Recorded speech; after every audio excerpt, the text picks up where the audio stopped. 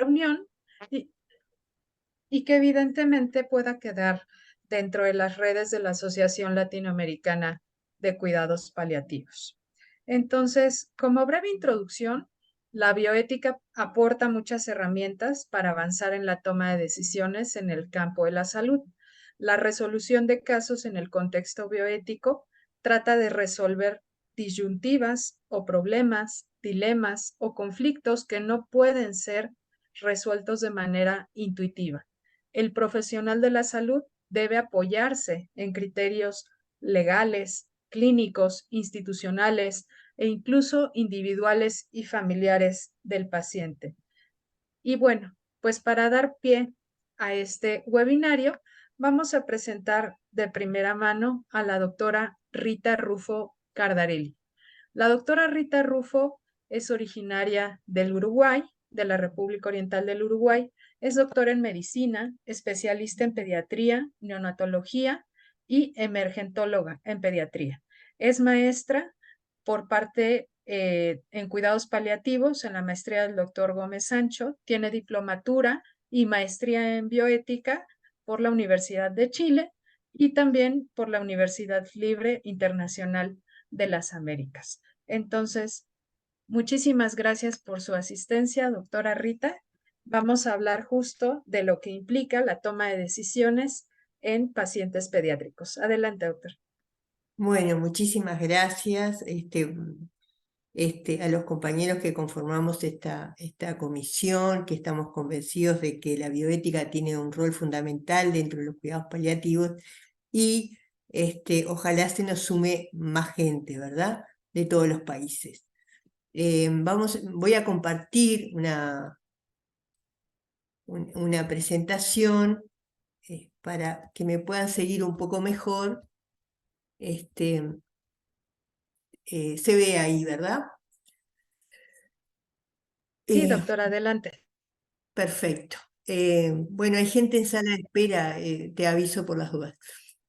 Bueno, a mí me tocó el tema de la toma de decisiones, problemas, dilemas y conflictos bioéticos en pacientes pediátricos. Confieso que es un tema que me gusta mucho. Hay un micrófono abierto. Adelante, doctor. Pero confieso que esta presentación la empecé varias veces, porque quería como dar la esencia de la edad pediátrica. Por eso vamos a dividir un poco esta primera parte en una pequeña introducción, los problemas, dilemas y conflictos, el análisis y la toma de decisiones y algunas reflexiones finales. Entonces, me gusta esta frase donde el sistema de valores que el ser humano adoptó en el correr de los milenios, el cual incluye toda creencia, norma y virtud relacionada, existe precisamente porque es útil para continuar evolucionando. De la misma forma, la esencia en la infancia, además de ser una etapa altamente vulnerable y que debemos proteger, pero que también debemos saber respetar, tiene como la esencia, en la esencia mismo, el desarrollo moral. Diversos autores han descrito este desarrollo moral en la infancia, pero que tiene mucho que ver con la vivencia de la enfermedad, la interpretación de lo que es la muerte y el final de vida. Por lo tanto, entendí que teníamos que empezar por describir al menos brevemente los niveles y etapas, por lo menos según este autor Kohlberg, muy mencionado y reconocido. El nivel 1, que ojo que las edades que pongo no son exactas, sino que son aproximadas, porque justamente en la niñez a una misma edad puede haber distinta madurez, pero para tomar decisiones uno tiene que tener madurez moral. Entonces, ¿qué pasa en el niño?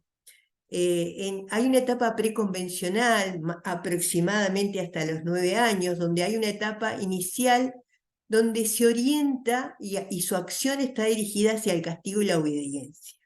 O sea, en esta etapa la persona asume que existe una autoridad superior que es quien impone un sistema de normas que se deben obedecer sin cuestionar. En la etapa 2, la orientación hacia el individualismo y el intercambio. En esta segunda etapa la persona reconoce que no tiene por qué haber un solo punto de vista correcto, el que transmite la autoridad, sino que puede haber varios.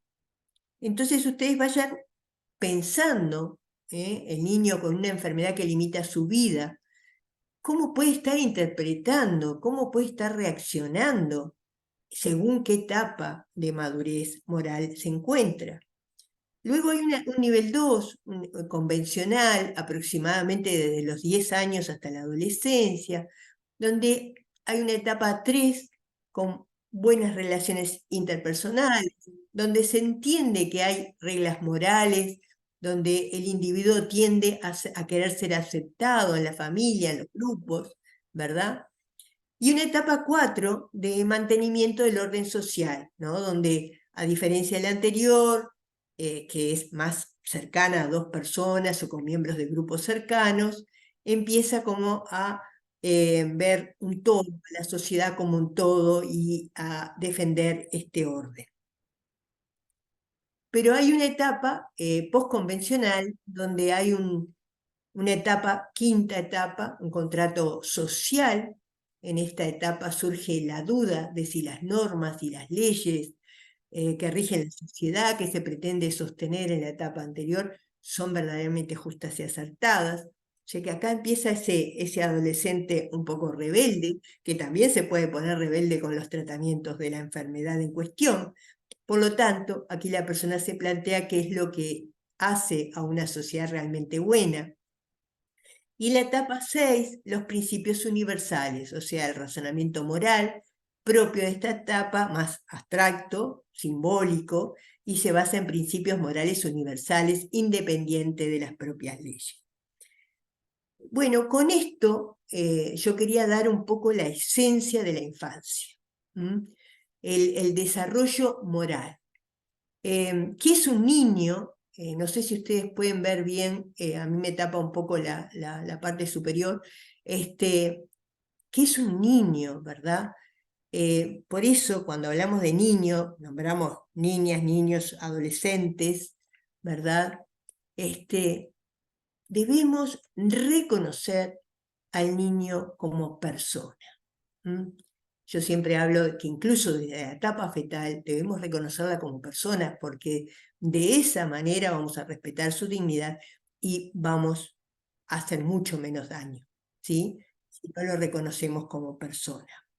Todas las leyes, la mayoría de nuestros países tienen leyes que establecen derechos y obligaciones de los usuarios de la salud. Por ejemplo, nosotros tenemos esta ley, la 18.335, donde habla de toda persona. O sea, cada vez que una ley menciona a una persona, está mencionando a los niños y adolescentes, porque no los mencionas específicamente, es algo, algunos expresamente, como el Código de la Niñez y otros.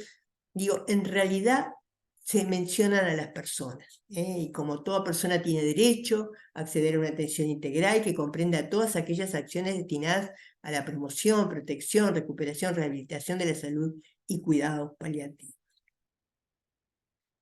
Y también hace a cómo el menor tiene que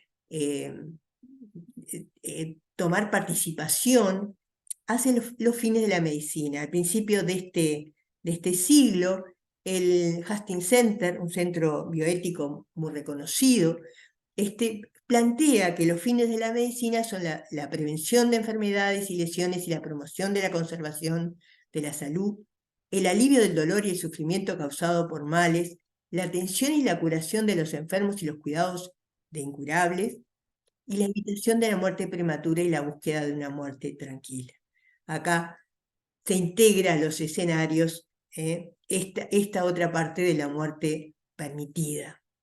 Y desde hace mucho que el hecho de morir dignamente importa a la sociedad, y se usa como argumento para diferentes escenarios. Entonces un poco quería recapacitar sobre la enfermedad en el mundo del niño, ¿verdad? hay algunos principios que debemos tener fuertemente impregnados, que ningún adulto debe asumir que un niño no vaya a tener preguntas, o no vaya a comprender, o no quiera colaborar.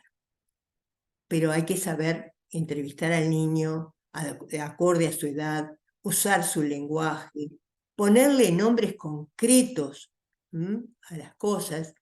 Por ejemplo, si un niño está en esa etapa donde todo es obediencia y castigo, fíjense, en mucha parte de la niñez se impregna de mucha culpa lo que sucede, ¿verdad? Y si lo dejamos solos con esa imaginación, no vamos a poder ayudar esa parte del niño, ¿verdad?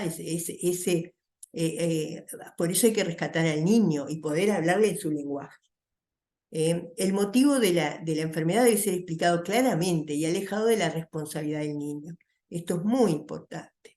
Ellos se sienten muy culpables, incluso de si el enfermo o el escenario es de alguien de la familia y no propio.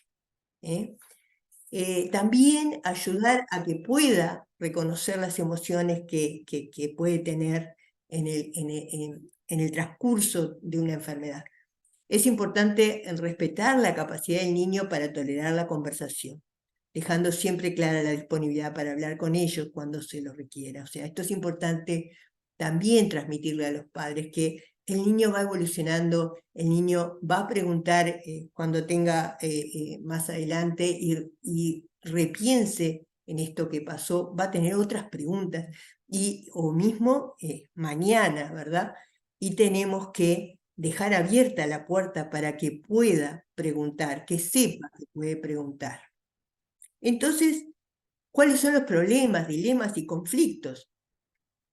Un problema es una circunstancia que genera un obstáculo al curso normal de las cosas, ¿verdad?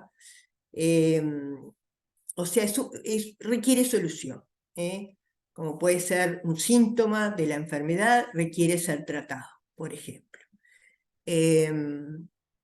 Sería maleficiente no tratar un síntoma, ¿verdad? Es muy parecido a una tortura, no tratar el dolor.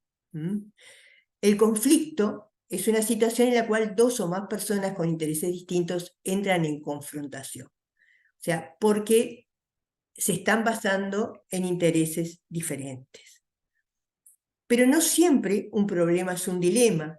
Un dilema no siempre genera conflicto entre personas, pero requiere capacitación en la comunicación para que esto no sea así y haya consenso en la resolución. Y digamos que un poco el antídoto a todo esto es el respeto por el bien superior o mejor interés del niño. Un dilema bioético es una situación en la que se hace presente un conflicto operativo entre dos imperativos éticos. O yo mejoro la calidad de vida, pero acorto la vida. Entonces estoy con dos imperativos éticos importantes y buenos, pero tengo que sacrificar a uno. Entonces ahí se genera un dilema. No es porque estemos en desacuerdo dos o más personas. Entonces, ¿cuáles son los puntos donde se generan estos problemas o dilemas? Yo diría que primero que nada es en la obligación de preservar la dignidad.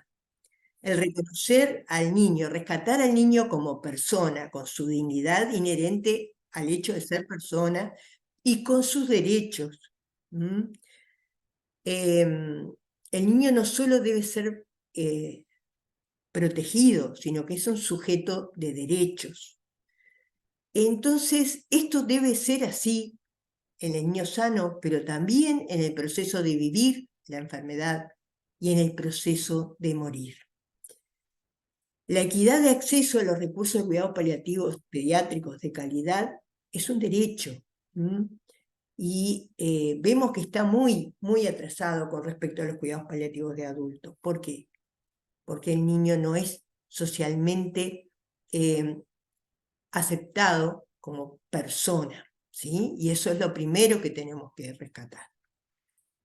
Incluir a la familia en el cuidado y las decisiones. Para que pueda preservarse la dignidad en el proceso de la enfermedad, se debe incluir a la familia, no solo en el cuidado, sino también en la toma de decisiones, ¿tá?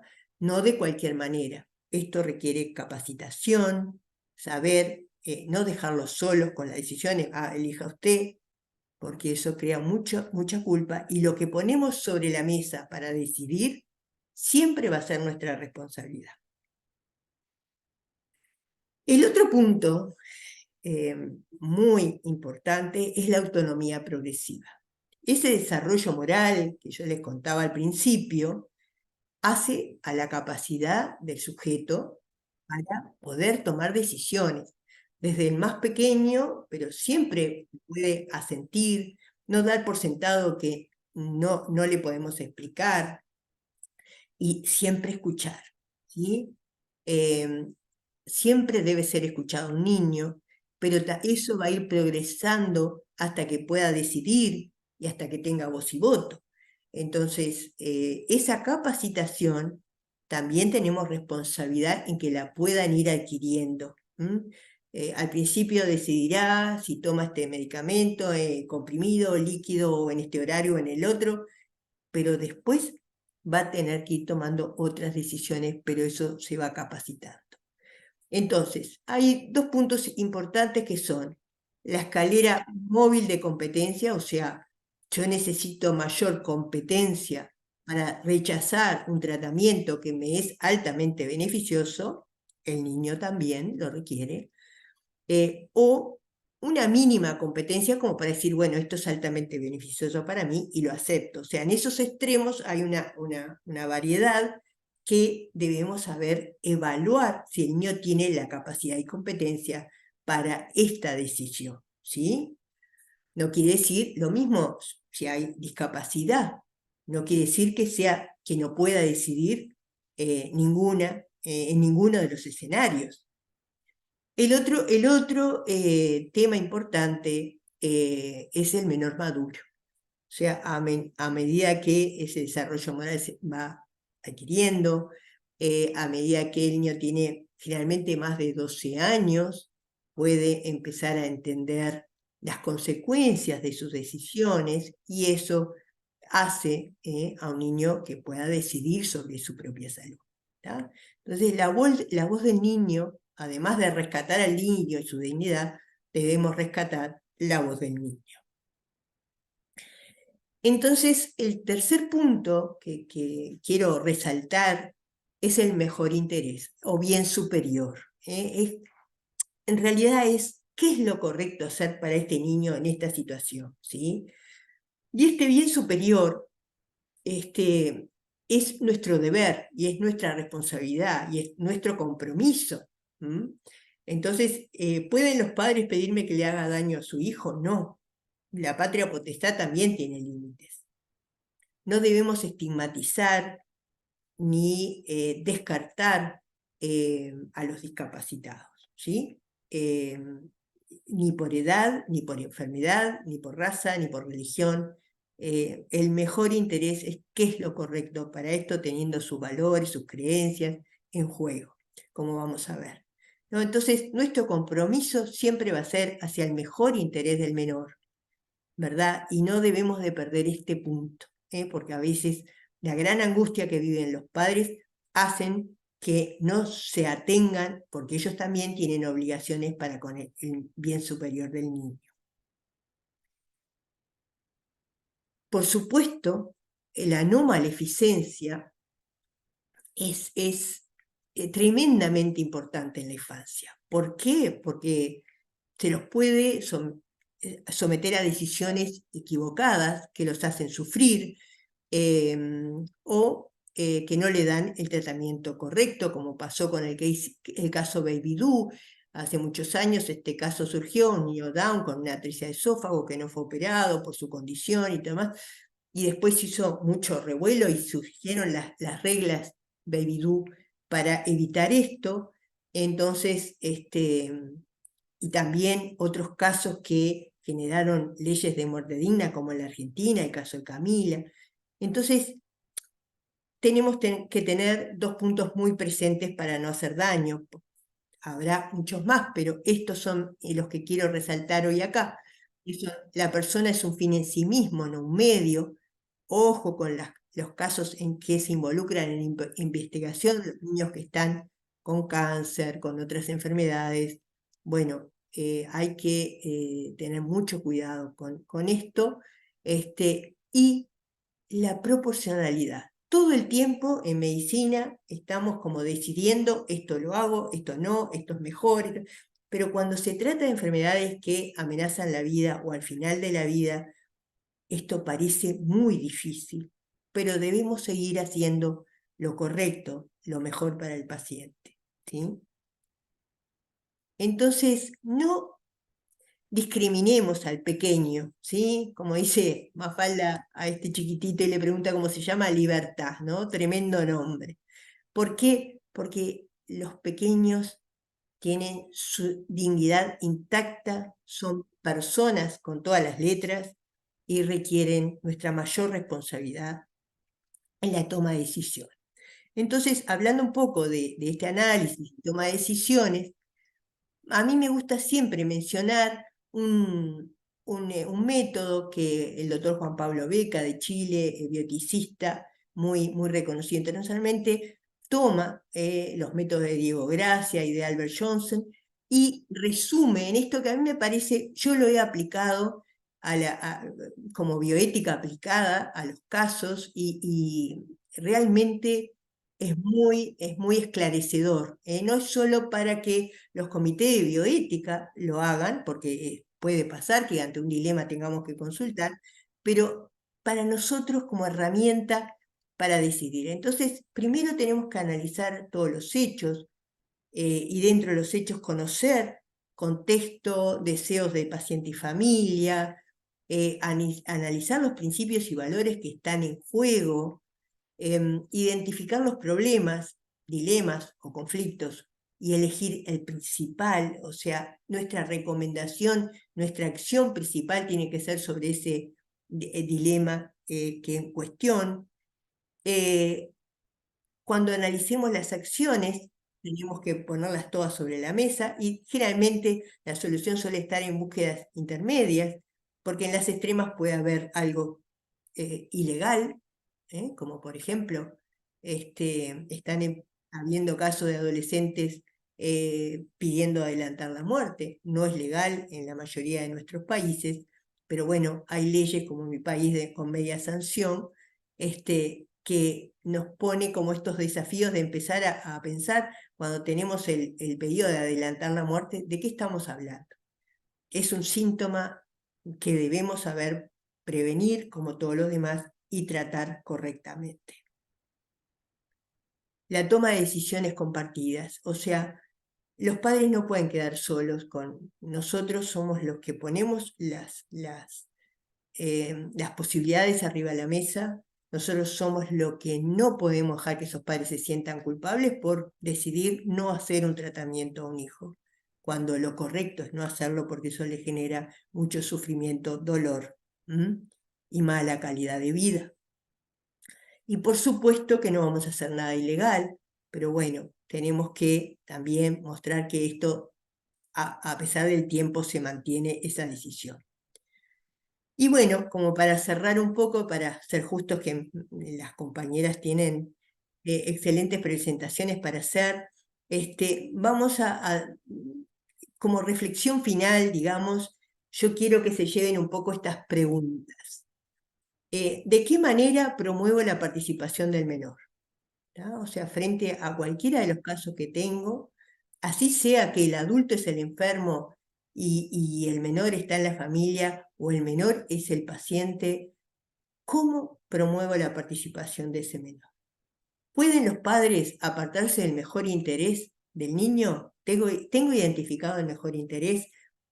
¿Nos podemos apartar de eso? Seguro que no. Y si existe un dilema, ¿qué necesito del equipo? El equipo fundamental, el trabajo en equipo, el consenso, eso hace también al autocuidado del equipo. Bueno, y quiero terminar con esta frase debemos usar el tiempo sabiamente y darnos cuenta de que siempre es el momento oportuno para hacer las cosas bien, como decía Nelson Mandela. Bueno, muchas gracias. Dejo de compartir. Muchísimas gracias, doctora Rita, por esta A excelente ustedes. presentación. Les recordamos que pueden poner comentarios y preguntas dentro del chat, las cuales al final de todas las presentaciones van a ser comentadas por nuestras ponentes.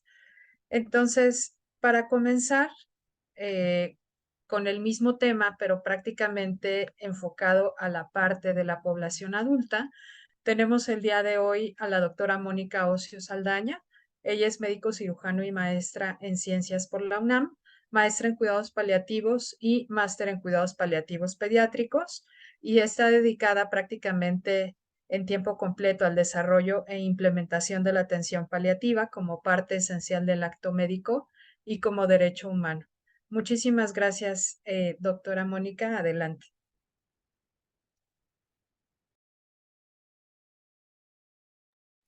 Creo que ya se escucha.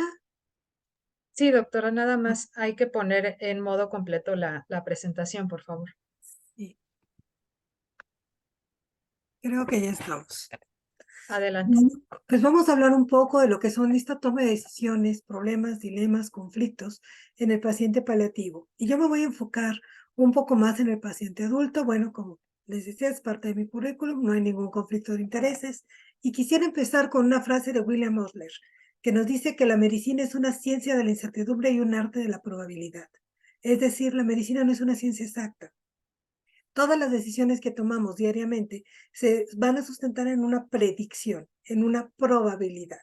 Y en base a esa probabilidad es como nosotros podemos dar las diferentes opciones diagnósticas y terapéuticas ante un paciente. Pero, ¿qué pasa cuando yo tengo un paciente que ya no es curable? Un paciente no curable, con una enfermedad avanzada, con una enfermedad progresiva, irreversible, es una población muy heterogénea. Tenemos diferentes historias naturales de enfermedad, tenemos diferente evolución en un cáncer, en una insuficiencia orgánica, en un paciente con Parkinson, con una enfermedad neurológica, y muchos de estos procesos van a tener un periodo muy largo antes de llegar a la etapa terminal. Y por lo tanto vamos a tener diferentes escenarios clínicos que se van a ir modificando al paso del tiempo. Sin embargo, conforme nos vamos acercando al final de la vida, hay situaciones que son comunes a todos los casos.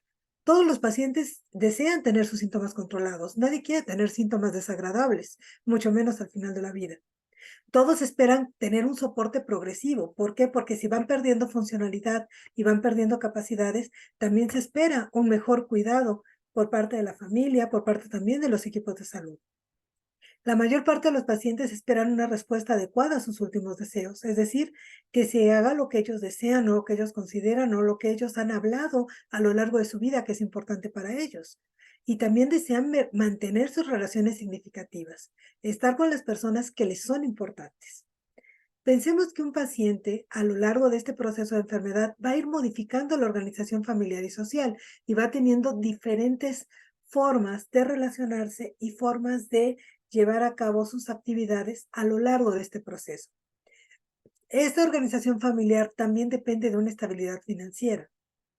A menor estabilidad financiera, a mayores gastos de cuidado, obviamente voy a tener una menor capacidad de cuidar por parte de la familia. A eso agreguemos los aspectos legales. Y no hablo únicamente de pensar en. Muchas me dicen, bueno, doctora, es que estamos hablando de testamentos, estamos hablando. No, también hablamos de situaciones legales que no están resueltas. Por ejemplo, matrimonios, divorcios. Por ejemplo, pensiones, en el caso de tener hijos menores de edad. Todos estos aspectos legales también van a afectar mi situación durante la época de una enfermedad grave y sobre todo al final de la mía. Y finalmente, yo creo que lo que nunca debemos perder es que todo ser humano merece que se respete su autonomía y su dignidad hasta el último momento. Mientras yo tenga la capacidad de decidir qué quiero, qué no quiero y cómo lo quiero, yo creo que es muy importante el respeto a la autonomía de las personas. ¿Y eso qué tiene que ver? Bueno, vamos a tener que en nuestra cultura en América Latina tenemos una extraña fascinación por tomar situaciones familiares y a veces quitarle la autoridad a las personas por el hecho de que ya están muy mayores, por el hecho de que ya están muy enfermos o por el hecho de que no los consideramos capaces. Sin embargo, cuando yo pregunto a cualquier persona que está en una situación de enfermedad, ¿qué es lo que quiere? La persona quiere estar bien, quiere no sufrir, quiere evitar una agonía prolongada, quiere que prefiere y privilegia su calidad de vida y su autonomía ante muchos tratamientos que incluso pudieran prolongar su vida. Y la mayoría de los pacientes prefieren estar en casa. Habrá algunos que prefieran estar en el hospital, pero créanme que son la minoría. La mayor parte de los pacientes quieren estar con sus seres queridos. Decía una de mis pacientes, en mi cama, en mi casa, con mi gente, con mis aromas, con mis pájaros, con mis perros. Ese es el lugar en donde quiero estar. Quiero vivir hasta el último momento rodeada de confianza, de amor, de respeto, de humanidad. ¿Cuál es el problema entonces para respetar eso? Porque suena muy romántico y todos diríamos, todos queremos hacerlo. Sin embargo, cuando yo estoy ante un paciente con una enfermedad avanzada, voy a tener una gran variabilidad biológica, voy a tener disfunciones orgánicas, voy a tener mayores reacciones adversas, hay más interacciones farmacológicas y obviamente aquí me voy a encontrar con un mayor riesgo de prescripciones inapropiadas. ¿Por qué? Porque seguimos pensando en un síntoma o en un órgano y a veces se nos olvida trabajar con el paciente, con la persona que está viviendo este proceso de salud o enfermedad y que muchas veces ya no tiene la capacidad de decirme exactamente qué es lo que quiere o cómo lo quiere. Sin embargo, tiene una familia que me puede decir qué es lo que ese paciente hubiera preferido dadas las condiciones. La dependencia funcional, la invalidez, van a hacer que estos pacientes sean cada vez más frágiles y obviamente me aumenta el trabajo de la familia en la relación a toma de decisiones. Y esa toma de decisiones va desde cosas tan básicas como iniciar o no un tratamiento a cosas realmente difíciles como la hidratación y la alimentación, en qué momento, hasta cuándo, cómo lo vamos a hacer. También va a tener repercusiones sociales, porque va a tener un gran impacto social y comunitario, es decir, los hijos de fulanito estuvieron, no estuvieron, qué decisiones tomaron, por qué las tomaron. Y aquí es muy importante hablar algo que en Latinoamérica nos cuesta mucho trabajo, hablar de planificación anticipada. ¿Qué tanto sabemos de la evolución de la enfermedad y qué tan claro tenemos qué vamos a hacer cuando llegue esta situación? ¿Qué vamos a hacer cuando llegue este momento? Y entonces la ruta de la toma de decisiones tiene que ir por un camino donde yo tengo que tener las acciones para alcanzar un objetivo claro. Y para alcanzar ese objetivo yo tengo que saber cuál es el camino que voy a tomar, hacia dónde voy. Y dentro de todo ese universo, cómo voy a ir resolviendo ese camino hasta llegar a la situación de final de vida. Entonces, como equipo de salud, nosotros tenemos el conocimiento científico de la enfermedad, sabemos de qué se trata, sabemos la historia natural de la enfermedad. Sin embargo, yo no conozco cómo vive don Pedro su enfermedad. La enfermedad de don Pedro tiene que ver con sus síntomas, pero también tiene que ver con sus vivencias, tiene que ver con sus vínculos sociales y familiares, tiene que ver con sus procesos, tiene que ver con cómo ha enfrentado otras enfermedades o otras circunstancias a lo largo de su vida. Y por lo tanto, tengo que ser muy empático en fomentar que don Pedro me diga qué es lo que quiere, cómo lo quiere y cómo se siente con todo este proceso.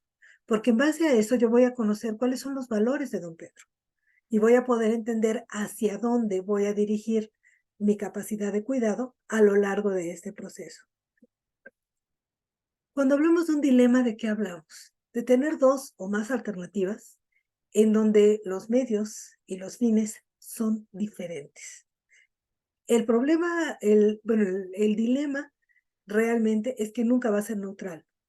Van a ser situaciones que me ponen en conflicto entre preceptos morales. ¿Cuáles son los dilemas más difíciles de resolver en medicina? ¿Cuál es el objetivo de la intervención médica? El para qué lo voy a hacer. Problemas en la relación médico-paciente. Cuando no tengo la capacidad de una buena comunicación o cuando ya hay alguna situación difícil o cuando mis actos y mis objetivos van a ser diferentes a los objetivos que tiene el paciente. Cuando el paciente no es competente o cuando es competente pero no tiene capacidad de decisión, que también puede ocurrir, Hay casos donde somos competentes en forma parcial. Ya hablaba la doctora Rufo de que la competencia tiene diferentes grados y diferentes escalas. Y a lo largo del paciente adulto mayor también tiene diferentes niveles de competencia. ¿Y cómo vamos a saber si este paciente es competente para tomar esta decisión o no? Y obviamente el otro dilema nos plantea las directrices anticipadas.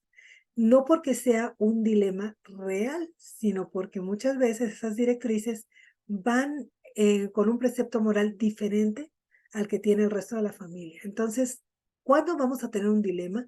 Cuando estas alternativas entran en conflicto con preceptos morales. Los factores que más influyen en este dilema, aunque no debería ser, pero que tenemos que considerar, siempre van a ser la asignación de recursos. ¿Qué recursos le doy a qué paciente, en qué momento, por cuánto tiempo? La edad, porque no podemos descalificar a alguien por tener 90 años. Realmente lo que deberíamos saber es cuál es su capacidad funcional a los 90 años y evaluar en base a eso qué posibilidades tiene o no de recuperación. Yo no puedo designar únicamente por edad una limitación o una adecuación de tratamiento. Otro gran problema que también nos afecta mucho en América Latina son los costos. ¿Hasta dónde vamos a llegar? ¿Hasta perder la casa? ¿Hasta perder toda la capacidad económica de una familia? Y el gran tema de la dependencia.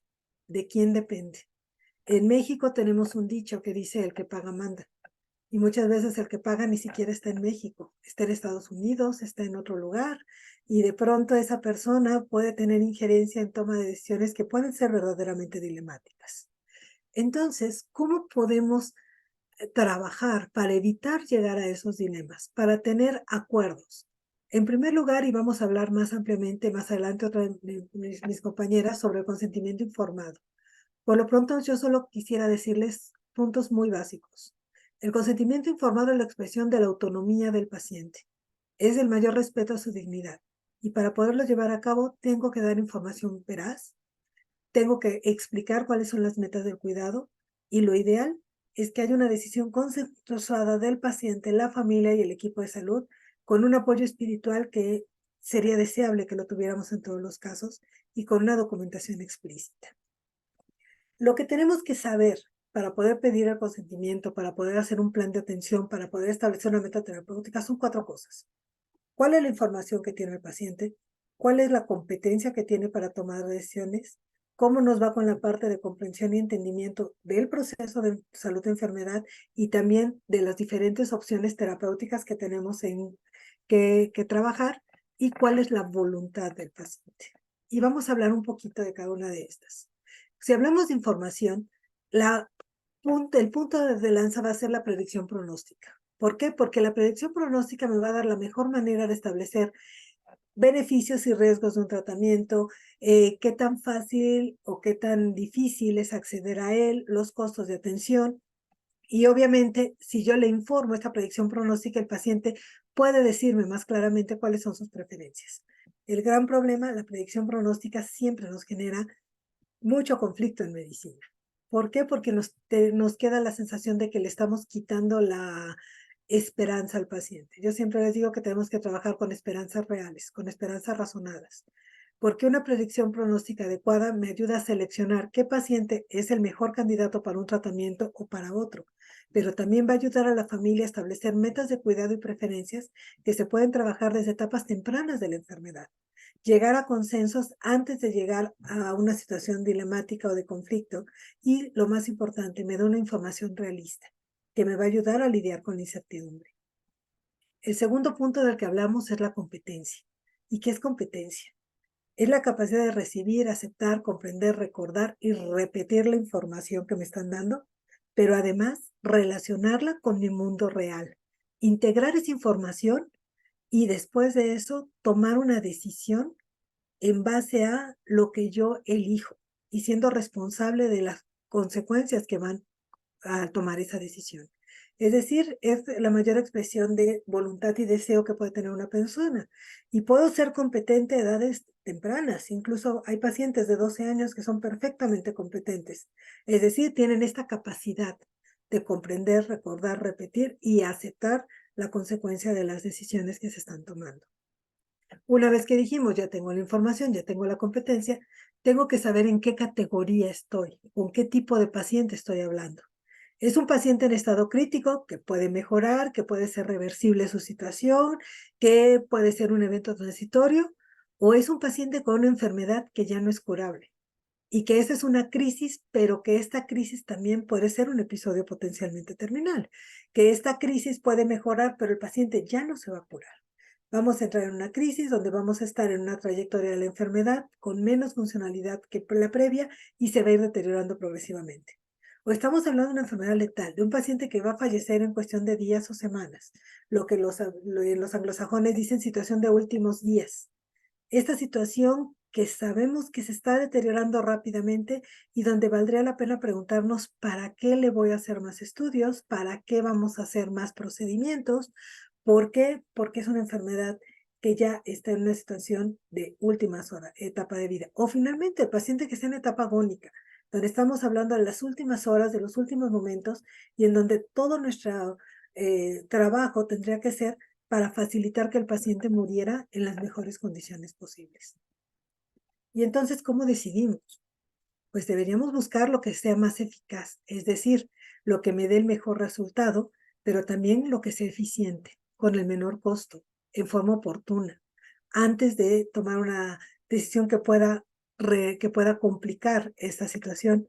Y lo más importante, con economía. Y economía no se refiere únicamente al costo monetario que tiene un procedimiento, sino también al costo moral, al costo social que tienen muchas de esas tomas de decisiones que se pueden hacer como un proceso progresivo a lo largo de la enfermedad y que no se deberían dejar en los últimos 5 minutos.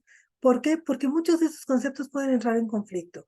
No siempre todo lo técnicamente posible es benéfico para el enfermo. A veces hay procedimientos que pueden perjudicar al enfermo, que pueden perjudicar a la familia o incluso perjudicar a terceras personas y que debemos de ser muy conscientes de lo que esto implica. Por ejemplo, un tratamiento que sea inútil porque no le va a dar ningún beneficio al paciente, no deberíamos de proporcionarlo. Un tratamiento que fuera innecesario. Un tratamiento que se pueda conseguir con menos costo, con menos riesgo, que sea un tratamiento que ya no sea útil por temporalidad, porque ya no nos da tiempo de ver el resultado, un tratamiento que no sea seguro, o un tratamiento que no mejore la calidad de vida y que no justifique su intervención, o que es insensato, porque no hay la disponibilidad o no hay la posibilidad de obtener ese recurso. Entonces, realmente, hablamos de una situación dilemática, hablamos de un problema cuando queremos nosotros dar tratamientos que ya no son posibles dada la evolución de cada caso. La adecuación diagnóstica y terapéutica, entonces, ¿qué es? Es que yo me tengo que acoplar a la situación real, a la situación del vigente del paciente, y que esto me va a ayudar a ir reorientando los objetivos a lo largo de esta planificación, a lo largo de este desarrollo, para que el paciente y la familia puedan tener objetivos claros y tengan una planeación anticipada de qué sí quieren, qué no quieren y cómo quieren que sea este proceso de final de vida. ¿Qué trabajamos con la familia? La conciencia del estado. ¿La familia está consciente de cuál es la situación? ¿Conoce la información? ¿Sabe que esa situación es terminal? ¿Ya se hicieron todos los ajustes terapéuticos, tanto farmacológicos como los no farmacológicos? ¿Tenemos un buen control sintomático? ¿El paciente está libre de sufrimiento innecesario? ¿Ya mejoramos y ya dimos las mejores medidas de confort? Y lo más importante, ¿ya respondimos a los cuidadores? Porque a veces este es el momento más angustiante, no para el paciente, pero sí para el cuidador. Entonces, uno de los procesos que utilizamos muchas veces para resolver estos problemas sería, bueno, identifico cuál es el problema, identifico cuál es el dilema o la problemática que quiero resolver, recopilo toda la información relativa a este problema, veo cuáles son las prioridades, veo cuáles son las alternativas posibles y evaluamos en los escenarios cuáles serían las consecuencias de cada una de estas toma de decisiones. Lo ideal es que esas decisiones se tomen en forma consensuada y que después podamos evaluar los resultados y analizar caso por caso. Porque mientras más lo hagamos, va a ser mucho más fácil que este proceso se convierta en un ejercicio de acción médica en donde vamos a privilegiar cuáles son los deseos y cuáles son las necesidades de nuestros pacientes. ¿qué deberíamos tratar de evitar o cuáles son los riesgos? Omitir un tratamiento benéfico, que aunque sea temporal puede darle algún beneficio al paciente, abandonar al paciente, que es algo que todavía lamentablemente lo vemos muy frecuentemente en América Latina.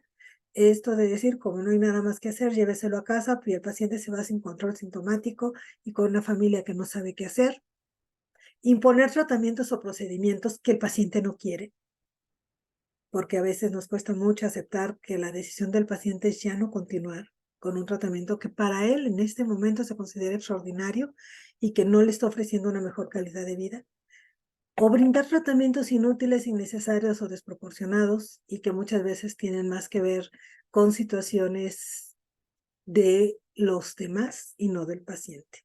Generalmente cuando hablamos de tratamientos inútiles o innecesarios, siempre les digo, yo no creo que sea por mala voluntad. Yo creo que la gente lo hace porque muchas veces no nos hemos puesto a pensar qué es lo mejor para el paciente. Que lo dijo muy bien la doctora Rufo. Ese es el punto esencial en niños y en adultos. ¿Qué es lo mejor para el paciente? ¿Qué es lo útil? ¿Para qué lo vamos a hacer? Como recomendaciones, yo les podría decir que lo más importante es priorizar siempre las medidas de confort y la calidad de vida del paciente. Ponderar ventajas e inconvenientes de cada decisión que se vaya a tomar. La presión familiar a veces puede ser un mecanismo por el cual como equipo de salud muchas veces nos dejamos influenciar y tendremos que tener la capacidad de dar un paso atrás y ver, esta presión familiar es por miedo, por desconocimiento, porque no se ha trabajado con estas alternativas, porque no se han dado otras opciones, porque no hay una comunicación adecuada. Siempre lo que vamos a ofrecer debe tener la mejor evidencia científica. Y si voy a ofrecer un tratamiento invasivo, que solo sea para aliviar el sufrimiento, que solo sea cuando no tengo otra opción y siempre, en lo posible, evitar el aislamiento y la soledad en las últimas horas de vida. Una adecuación terapéutica tiene que estar documentada y consensuada en el expediente clínico. Tengo que tener claras las indicaciones, delimitar hasta dónde vamos a intervenir, en qué momento y por qué. Evaluar cuál es la evolución del paciente, cuáles son las respuestas. Tratar de que sea proporcional la terapéutica a la situación actual del paciente y sobre todo enfocarnos en cuál es la necesidad del paciente. Como comentábamos, tanto la ponente anterior como yo, lo más importante es llegar al consenso. Y para llegar al consenso tengo que aprender a respetar las diferentes opiniones, a escuchar las diferentes opiniones y llegar a acuerdos. Entonces, nuestro reto es respetar la libertad de elección del paciente, es decir, respetar su autonomía, al mismo tiempo que asegurar la continuidad del cuidado, hablar con la verdad, con una comunicación asertiva, con justicia y equidad siendo proporcionales en nuestra terapéutica y sobre todo evitar el abandono. Cuando prevenimos las complicaciones, cuando hacemos este acto bioético, sí, pero también acto médico, ya que según la Asociación Médica Mundial, esto es lo mínimo que yo le puedo ofrecer a mi paciente, pues estamos actuando de la mejor manera. Y bueno, quisiera terminar con una frase del doctor Diego Gracia, que dice que la madurez de una persona, sea mayor o menor de edad, se mide por su capacidad formal de juzgar y valorar las situaciones, y no por el contenido de los valores que asumo o maneje. El error clásico ha sido considerar inmaduro o incapaz a todo el que tiene un sistema de valores distinto al nuestro. Estamos trabajando en cerrar la biografía de una persona, en acompañar un final de vida. Tratemos de que sea un final digno y que ese cierre, que ese colofón sea el cierre adecuado para una vida digna. Muchísimas gracias. Muchísimas gracias, doctora Mónica Ocio, por estas interesantes reflexiones. Nuevamente los invitamos a participar dentro del chat si tienen algún comentario o alguna duda para nuestra ponente. Y bueno, vamos a ir presentando a nuestra siguiente panelista, que es la doctora Vanessa Orellana Caro. Ella está presentando el tema de consentimiento informado. Ella es especialista en medicina familiar en la Caja Nacional de Salud en Bolivia. Tiene alta especialidad en medicina paliativa por la UNAM, acá en México. Tiene un curso de posgrado en bioética clínica y social de la UNESCO y la Universidad Nacional de Córdoba. Tiene una maestría en bioética y derecho por la Universidad de Barcelona, España, y actualmente es maestrante de salud pública con mención en gerencia en la UNSA en Bolivia. Pues muchísimas gracias, doctora Vanessa. La dejamos con el tema de consentimiento informado. Adelante. Bueno, muchas gracias. Buenas noches a todos. La verdad me siento plenamente complacida de estar acá presente con ustedes y bueno, principalmente muy feliz de formar parte de la Asociación Latinoamericana de Cuidados Paliativos y también de la Comisión de Bioética que recientemente se creó con excelentes profesionales. Y nuestro principal objetivo es principalmente poder brindarles herramientas para mejorar la relación médico-paciente y es por eso que hemos compartido esta información y esta reflexión con ustedes y a mí me gustaría hacer hincapié en un pequeño repaso de los temas previos que se dieron, que es importante mencionarlo con respecto al consentimiento informado. ¿Sí? No tengo conflictos de intereses para la presentación y vamos a hablar en general sobre la importancia de conocer cuál es el deber ético como médicos, cuáles son las actitudes que tenemos en la relación médico-paciente y cómo esto implica en designar un adecuado consentimiento informado en el paciente. Lo vamos a comprender muy bien a través de un caso clínico pequeño y finalmente vamos a conocer cuál es el propósito de nuestro consentimiento informado, cuáles son los casos especiales y algunas excepciones que se tienen para llegar a las conclusiones finales. Bueno, primero, como ustedes pueden ver, actualmente, el respeto de los principios bioéticos han sido involucrados en el deber ético de los profesionales de la salud. Y cuando hablamos de deber ético en la asistencia sanitaria, nos referimos principalmente a el respeto de la autonomía del paciente lo más que se pueda, además de la máxima equidad o justicia en la asistencia sanitaria. También en no hacer daño al paciente y buscar el mejor beneficio para su salud. Es así que en el marco general de los derechos de los pacientes o usuarios de la salud, como también lo conocemos, ese respeto de las decisiones que tomen en virtud de su autonomía ha sido considerada como un valor predominante, como lo pueden evidenciar. Y también es importante hablar del consentimiento informado porque en este caso es considerado como la máxima expresión de autonomía del paciente, como mencionaba la doctora Bucio. También es considerado un derecho, ¿no? Pero este derecho y este consentimiento informado puede verse probablemente afectado o beneficiado dependiendo la actitud que tengamos como profesionales médicos en la atención del paciente. Por ejemplo, existen actitudes como la de evitación. Es aquel paciente, perdón, es aquel médico que tiene limitada voluntad en poder involucrarse en los conflictos que evidencia durante su atención médica. Les doy un ejemplo de cuando existe una prolongación o retardo del diagnóstico de un mal pronóstico de un paciente, a pesar de que este paciente desea saber la información y está en condiciones de recibirla. Y muchas veces el médico opta por transferir este caso a otro profesional médico para que asuma esa responsabilidad, ¿no? Entonces estamos hablando de una actitud evasiva, de evitación. También existe otro tipo de actitud que es la de coacción. Es muy conocida, la llamamos medicina paternalista.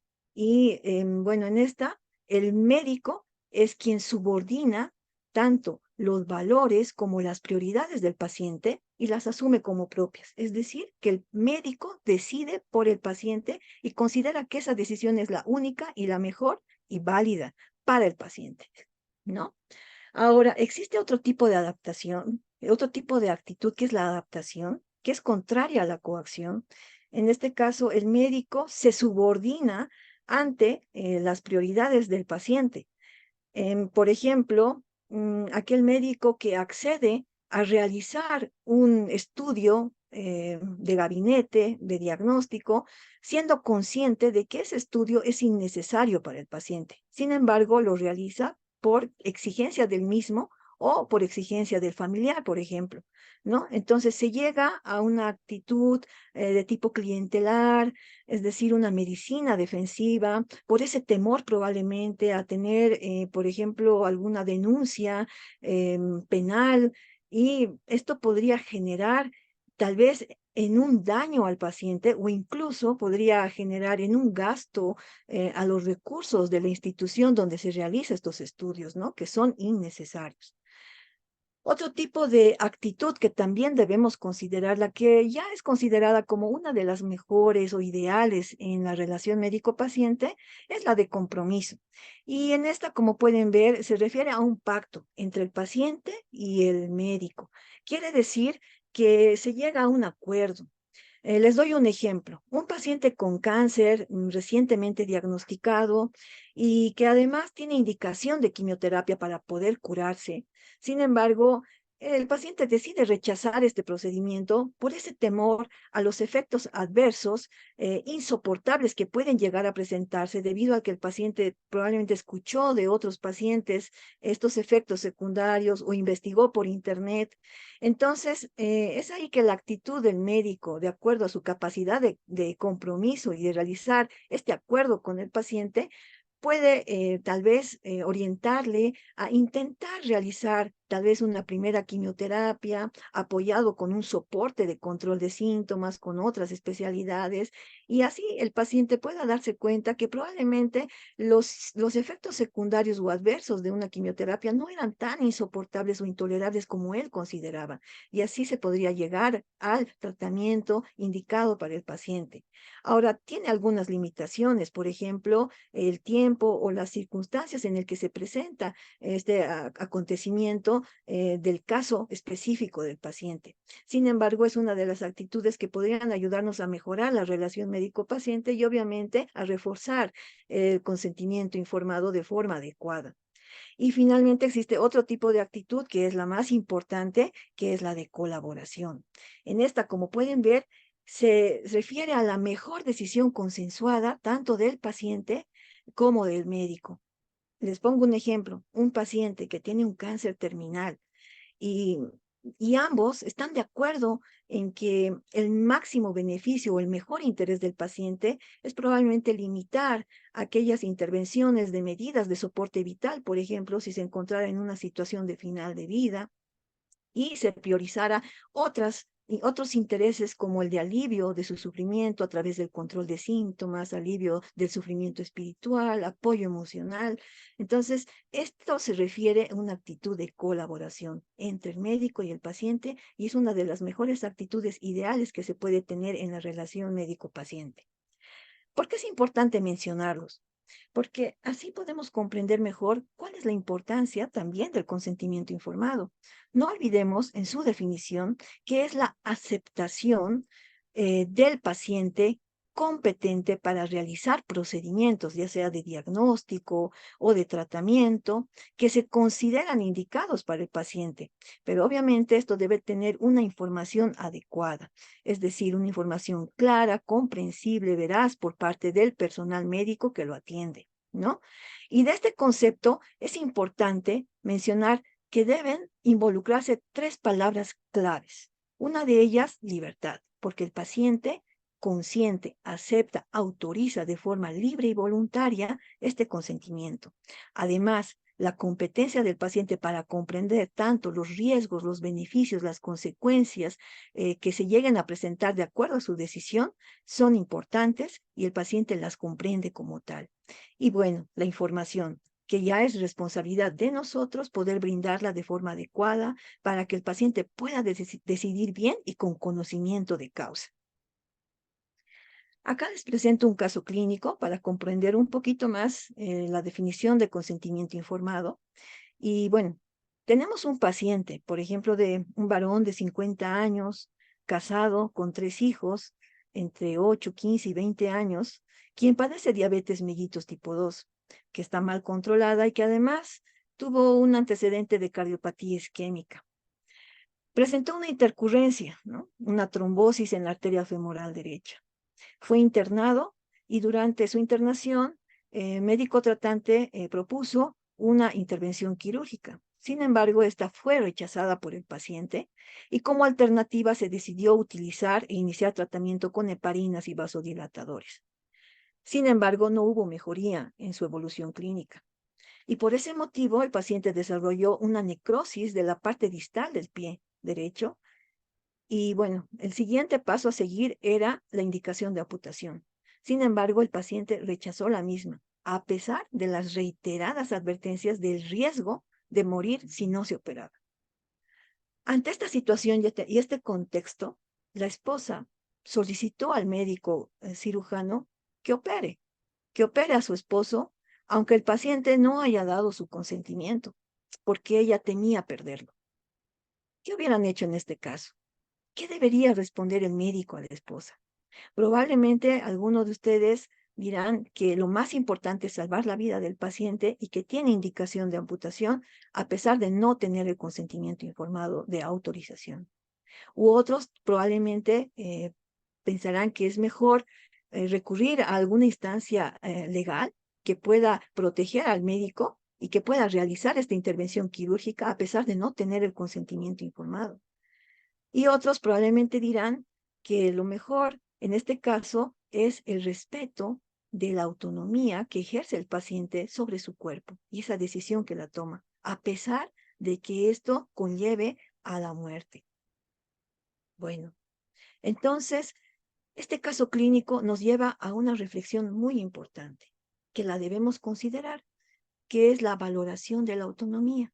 No es lo mismo brindar o ofrecer un consentimiento informado a aquel paciente que no cumple algunas condiciones de autonomía que le puedan ejercer la misma de forma adecuada y que pueda tomar una decisión adecuada. ¿Y cuáles son estas condiciones? Principalmente, debemos tener claro que el paciente tiene una aptitud para comprender la información. También una aptitud para imaginar cuáles son las posibles consecuencias de acuerdo a esa toma de decisión o esa autorización o rechazo que realizó aquella actuación médica que se propuso o se indicó en su caso. También aquella aptitud de una estrategia mental del paciente en respuesta de esa propuesta que se le realizó y su respuesta y argumentación de por qué acepta o por qué rechaza esa indicación médica, ¿no? Y finalmente, tener una aptitud para comunicar de forma reiterada aquella decisión y explicar los motivos por los cuales decidió aceptar o rechazar esa indicación médica, ¿no? Si tenemos todas estas condiciones adecuadas en el paciente, podemos hablar de que ahí sí se concretó, bajo la figura tanto ética como legal, un consentimiento informado. ¿Y cuál es el propósito? No nos limitemos solo a que el paciente puede consentir o no. También involucra al paciente y promueve su corresponsabilidad en la toma de decisiones relacionadas a la atención médica que recibe. Segundo, nos permite generar una herramienta importante para la comprensión por parte del paciente y aquellas alternativas que se le proponen. Es decir, si el paciente decide rechazar, por ejemplo, una actuación médica, puede que sí acepte algunas otras alternativas que pueden ser cuidados paliativos, por ejemplo, atención de terapia del dolor u otras, que sí las pueda aceptar. Entonces, quiere decir que no se debe dar por concluida una relación médico-paciente cuando el paciente decide rechazar en su consentimiento informado un acto médico que se indicaba para él, ¿no? Y obviamente esto tiene que considerarse desde un punto de vista de comprensión de tanto los efectos secundarios, consecuencias, resultados, beneficios, riesgos, y toda esa información es el médico responsable quien debe compartirla al paciente y el paciente debe tener claro, como mencionaba, para que pueda decidir con conocimiento de causa. Y no olvidemos que el paciente puede tanto aceptar o rechazar el procedimiento, consentir o no consentir, pero ambos son igual de válidos, ¿no? Informar adecuadamente sobre un diagnóstico, un pronóstico o la calidad de vida con o sin ese tratamiento muchas veces se ve limitado cuando nosotros, como profesionales en salud, no tenemos esas habilidades comunicativas que nos enseñan no siempre en la formación médica que tenemos en el pregrado o en el posgrado. Y esa es una gran limitante, porque muchos de nosotros terminamos de ser profesionales creyendo que el consentimiento informado no es más que un mero trámite burocrático o un requisito más que debe estar en el expediente clínico, o muchas veces pensamos que solo es un respaldo legal ante cualquier denuncia que puede existir contra el médico por parte del paciente o la familia. Pero ahora comprendemos que el consentimiento informado va más allá de todos estos conceptos, que involucra al paciente y que le permite ejercer su autonomía de forma digna, ¿no? Entonces, es importante que nosotros conozcamos y aprendamos estas habilidades comunicativas si es que aún no la tenemos, porque ningún documento sustituirá tanto el diálogo honesto y franco, directo y adaptado al paciente y a la situación que él necesita, ¿no? Por eso me gusta comentar mucho este concepto, que es muy bonito, el de profesional virtuoso, y yo sé que muchos de ustedes probablemente tienen esta característica. Respeta el derecho del paciente de decidir, pero además busca cómo colaborar en sus necesidades, adaptándose a la situación del paciente, a sus miedos, a, a sus creencias, ¿no? Ese es un profesional virtuoso.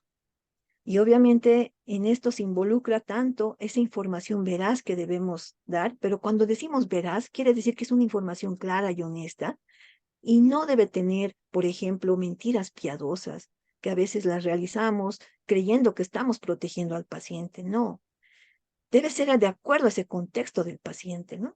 Y el compromiso de ambos, e incluso como Voy a deber tener un de la terrenito institución cerca donde se de lleva a cabo un este proceso de atención, para evitar cerrito. obviamente un consentimiento informado que sea resultado solo de una medicina defensiva, como en muchos casos se lo puede apreciar en situaciones actuales.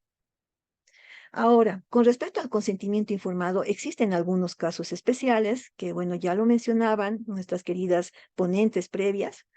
Uno de ellos es las decisiones por sustitución, que sí es una forma que se puede presentar cuando un paciente, por ejemplo, llega a un servicio de urgencias inconsciente, que no puede ejercer su autonomía, y bueno, la emergencia no espera y se deben tomar decisiones. Entonces, estas recaen en los responsables familiares del paciente, pero con un requisito importante, que estas deben ser objetivas, deben ser proporcionadas y deben estar a favor del paciente respetando su dignidad principalmente. También existe otro tipo de caso especial, por ejemplo, la renuncia expresa a no recibir información, ¿no?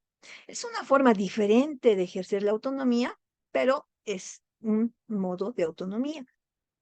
Ahora, un paciente tiene todo el derecho de rechazar, conocer su diagnóstico.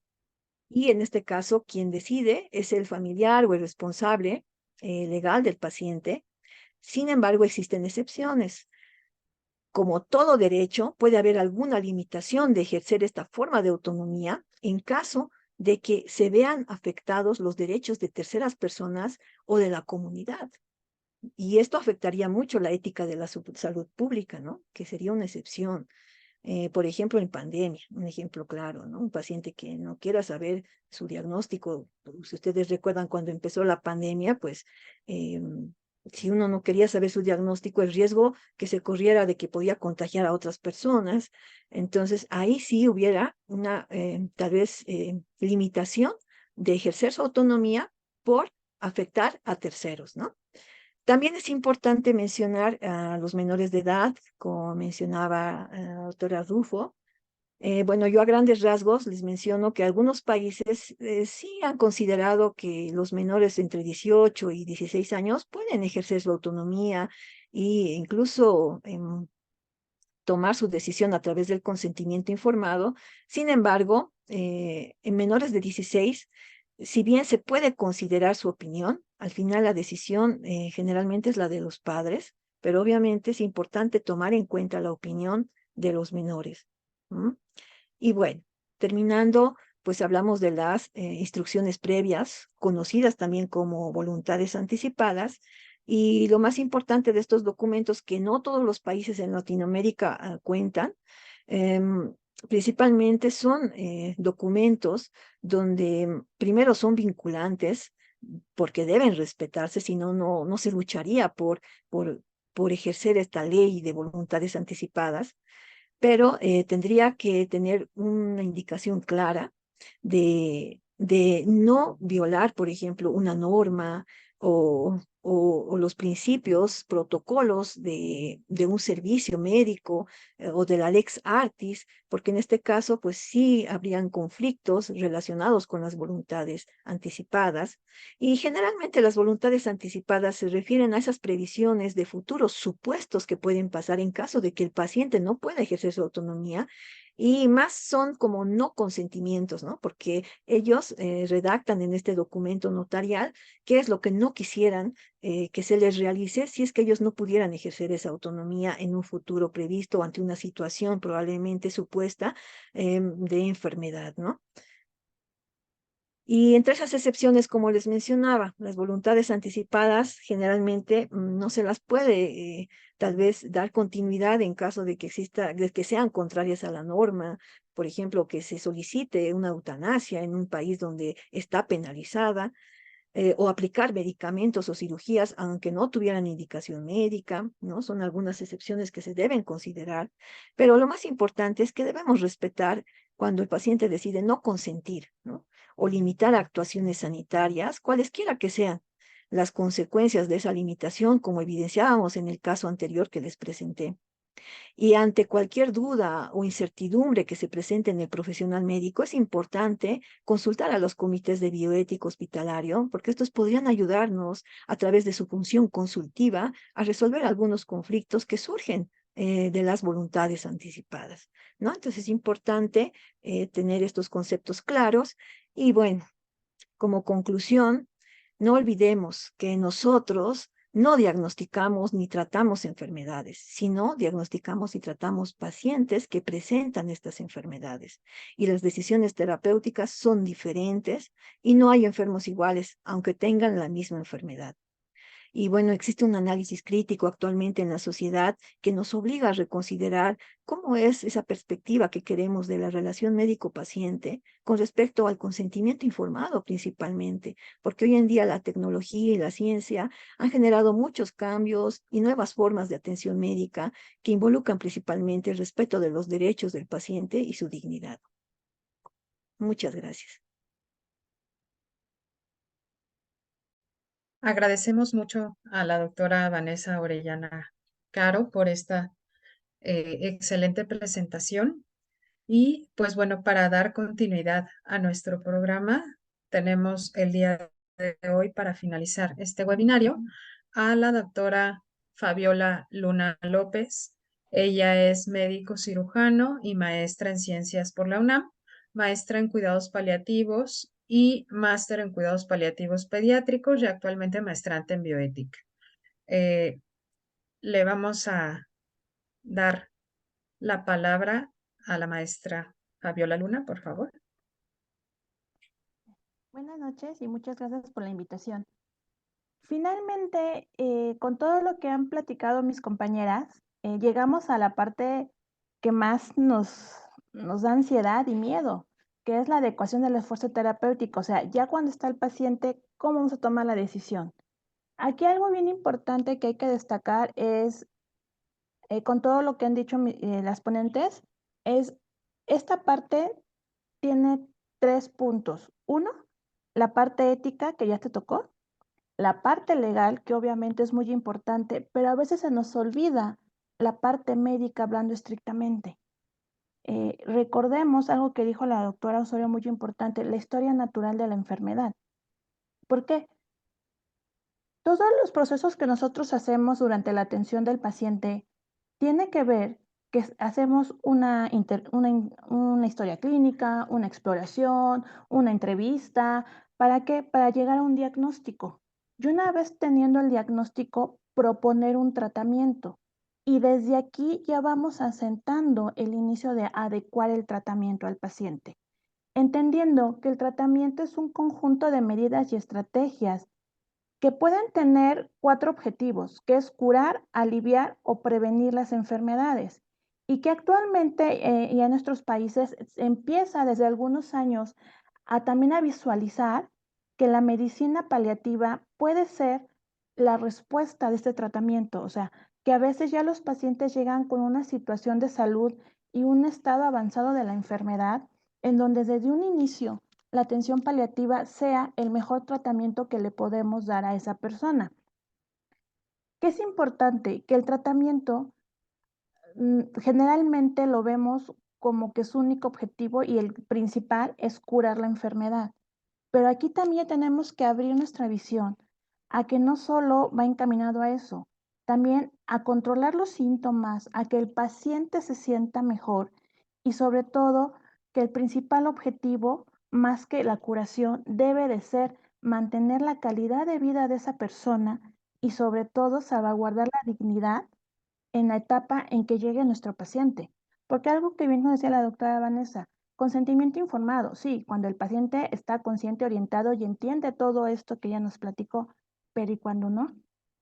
Cuando no tuvimos esa oportunidad de conocerlo previamente a la crisis con la que llega, aquí prácticamente las decisiones vamos a hacerlas con la familia y a veces ni siquiera la familia tuvo la oportunidad de platicar con el paciente y conocer qué es lo que quería, lo que no quería. ¿Por qué? Porque mientras estuvo tratando, no dimos todo este abordaje completo y no le dimos la oportunidad a esa persona que en su momento de lucidez decidiera qué es lo que quería o qué no, no quería. ¿Cómo hacemos un proceso para tomar la decisión de la terapéutica que vamos a ofertar? Uno, primero definir el problema, que es teniendo un diagnóstico. Ahora, aquí no siempre vamos a poder llegar a un diagnóstico, porque en ocasiones el mismo proceso para tenerlo no es candidato al paciente. Tomar una biopsia, el paciente en este momento no está en condiciones. Es más el riesgo de que fallezca en el proceso que realmente la realidad de poder tomar esa muestra. Entender el objetivo terapéutico, y aquí es algo bien importante. Esa historia natural, la historia natural de la enfermedad nos marca 3 conclusiones.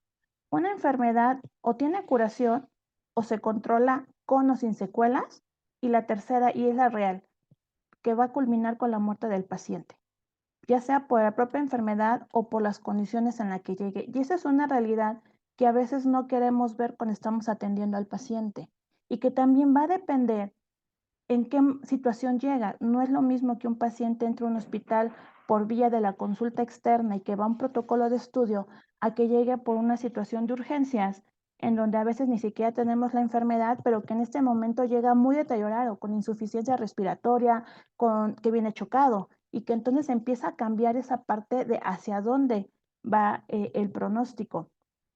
Hay que considerar que el tratamiento debe ser eficaz y seguro, que ya nos platicó la doctora Ocio también esta parte, y iniciar el tratamiento. Y como nos decía la doctora Vanessa, a veces pues sí quedan dudas, pero entonces iniciamos acompañados de la familia y del paciente e ir explicando los efectos secundarios o las complicaciones que puede tomar. Y algo bien importante es que como todo en proceso hay que ir evaluando. Y si algo no está saliendo como lo planeamos, volver a estudiar el caso y ajustar la decisión que tomamos en conjunto con ellos. No podemos dar por sentado que la primera decisión que tomamos es la mejor y la que va a resolver todo. Y eso es algo que a veces se nos olvida, porque ponemos un tratamiento y ya vamos encaminados, pero no estamos en una reevaluación constante de los resultados que va teniendo. Ahora bien, el tratamiento, cualquier tratamiento e independientemente de las enfermedades que las tengamos, porque digo, hablar de cuidados paliativos, oncología, crónico-degenerativos, pediatra, que cada uno de las características del propio paciente definitivamente va a interferir con la toma de decisiones del personal de salud. Tenemos que recordar que tiene 3 objetivos: la supervivencia, como hablamos, que es la curación; prolongar la funcionalidad para darle autonomía a esa persona, pero estas dos, en algún momento la propia enfermedad va a limitarlas, en donde ya no lo vamos a poder seguir extendiendo. Pero definitivamente lo que nunca tenemos que perder de vista es el bienestar de ese paciente. Y entonces siempre el tratamiento se tiene que ir adecuando al bienestar. sin olvidar la realidad de ese paciente. O sea, el hecho de que ya pasamos a una situación en donde no vamos a poder curar no significa que lo abandonemos, porque ya perdimos eso, sino que adecuemos, acompañemos, controlemos síntomas, y si en algún momento de últimos días tenemos que cambiar un objetivo a una muerte tranquila, que se haga así. Entonces, eso es lo que no debemos de olvidar. El bienestar siempre va a ser el objetivo de cualquier tratamiento que nosotros empecemos con los pacientes. ¿Por qué? Ya quedamos que hay 3 desenlaces de la enfermedad, pero también hay algo que en cuidados paliativos conocemos como el punto de inflexión, aunque esto se inició más en cuidados paliativos pediátricos, que significa que siempre hay un punto en donde definitivamente ya no vamos a tener un desenlace de curación. Hay más crisis, hay más demanda de atención médica, el paciente llega más complicado, requiere más apoyo, está perdiendo su funcionalidad. Y que a partir de esta crisis es cuando definitivamente tenemos que virar a la calidad de vida y al confort. Y empezar a hacer esta transición junto con la familia y el paciente. Porque si de pronto cambiamos todo y no se lo explicamos, ahí empezamos con pérdida de información y con una situación con la familia y el paciente porque ellos no entienden por qué se están cambiando las cosas. Esa parte de ir de la mano es sumamente importante que no la perdemos.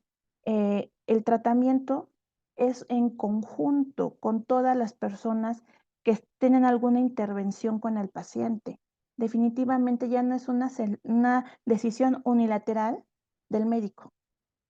Por eso hablamos de equipos de abordaje multidisciplinarios, porque cada uno va a aportar algo que va a mejorar a ese paciente. Y sobre todo en esta etapa, que ya hablando de final de vida, es a veces muy complicado controlar los síntomas.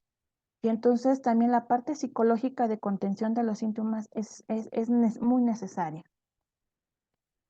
Para tomar la mejor elección del tratamiento ofertar, tenemos estos 3 aspectos, que es el paciente, teniendo en cuenta todo lo que es el paciente, o sea, no solo la enfermedad, su condición física, sus creencias, sus enfermedades previas, la evolución que viene, los deseos tanto de él y su familia, porque aquí la red de apoyo es muy importante para mantener ese confort.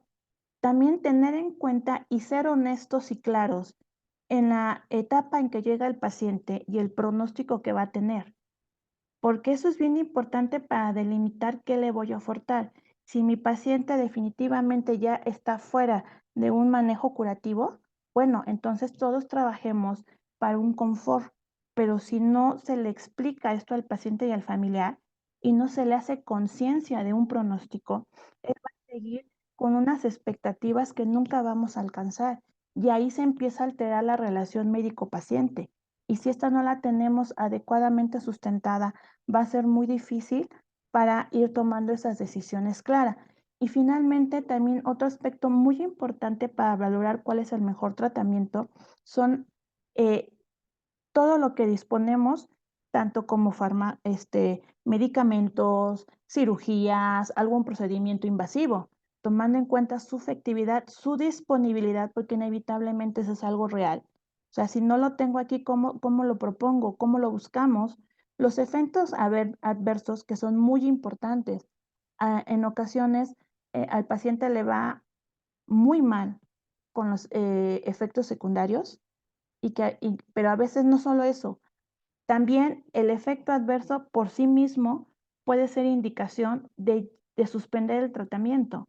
Una quimioterapia con un paciente que viene con una BH muy alterada, que los linfocitos los leucos están por abajo, que empezó con sangrado, que está con deterioro neurológico, es indicación propia para suspenderlo. Y eso también se llama adecuarlo. ¿Por qué? Porque como decíamos al principio, estamos valorando lo que propusimos y cuando hay que cambiar la decisión hay que cambiarla por la mejor atención para el paciente.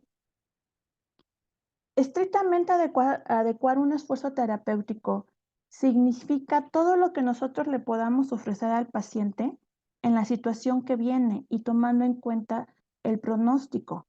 Y aquí lo importante, y es algo que actualmente estamos viviendo, sí estamos en general el personal médico entendiendo que hay que adecuar, pero a veces nos vamos a los extremos. O sea, o seguimos haciendo todos cayendo en una obstinación, o limitamos todo tan tajantemente que quedamos en el abandono, porque de alguna manera están estructurando así su pensamiento de lo que es adecuar. Y entonces aquí la parte importante es capacitarlos precisamente para entender que en esos dos límites existen muchísimas posibilidades de poder ayudar al paciente y al familiar. Pero primero también hay que ayudarlos a hacer conciencia del pronóstico. La conciencia es tanto para el paciente y la familia como para el personal de salud que está atendiendo a este paciente. Otra también dificultad que estamos teniendo es que se está confundiendo la adecuación con una eutanasia pasiva, porque dicen, entonces ya no le hacemos nada. No, no es no hacer nada, es entender que lo que estamos cambiando es el objetivo de mi tratamiento de un curativo a un control de síntomas, a una calidad de vida, y esto también incluye a una muerte digna. Ya mis compañeras hablaron, definitivamente las implicaciones éticas tienen mucho peso para tomar estas decisiones, porque al final del día es precisamente estos principios éticos lo que nos va a ayudar a salvaguardar la dignidad y la calidad de vida de este paciente, también acompañadas con toda la parte legal que tengan en cada uno de sus países. Definitivamente aquí en Latinoamérica tenemos todo un abanico de situaciones o ausencias de leyes que nos puedan ayudar en la práctica. Y aquí tenemos que adecuarlo a lo que vivimos cada uno de nuestros países. Pero esto es bien importante, salvaguardar la dignidad y la calidad de vida. Desde el punto de vista operativo, las medidas de soporte vital ya vienen establecidas. ¿Por qué?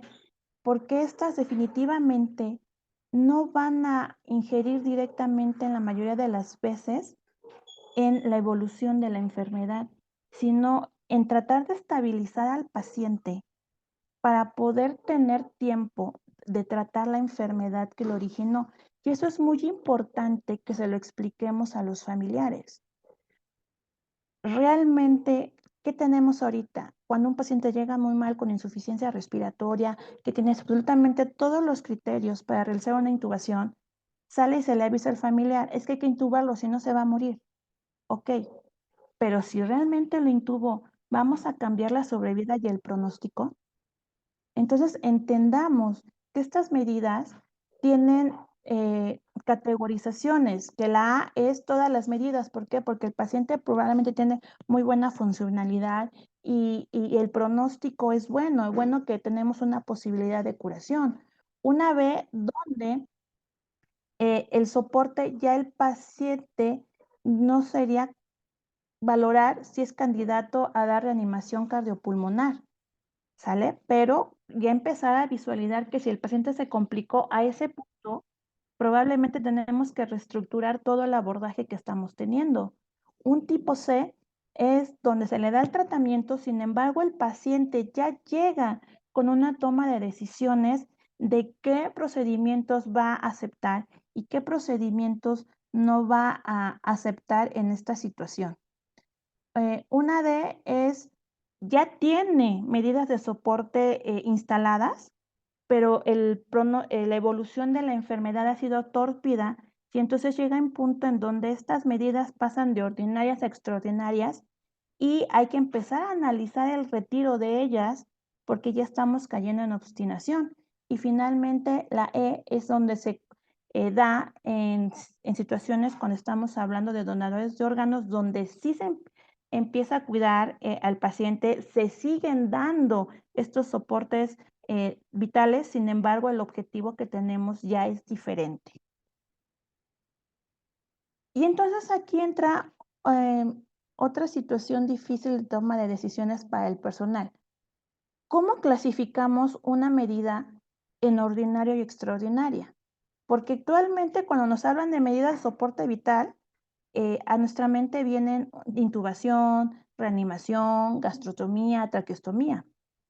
Pero aquí entendamos que poderlas clasificar en ordinarias o extraordinarias no tiene que ver qué tan invasivas sean, sino más bien el estado del paciente y cómo lo va a ayudar a él, y teniendo en cuenta el pronóstico.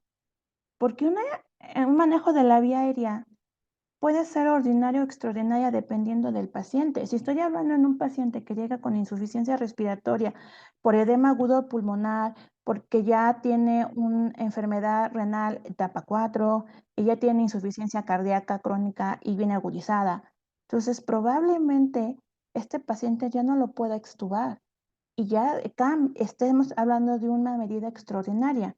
Sin embargo, tengo un paciente joven, sano, sin antecedentes, que ahorita viene con deterioro neurológico por un choque hipovolémico grado 4 y que si el paciente, por no solo sé, una amputación de pierna, y que si le doy tiempo de llegar al quirófano y que den una cirugía de control de daños y lo estabilizan, pues aquí podríamos estar hablando de una medida ordinaria. ¿Por qué? Porque si yo le doy ese tiempo al paciente para que controle el daño primario, probablemente al paciente le vaya bien, probablemente tenga una sobrevida. Entonces, es algo aquí bien importante.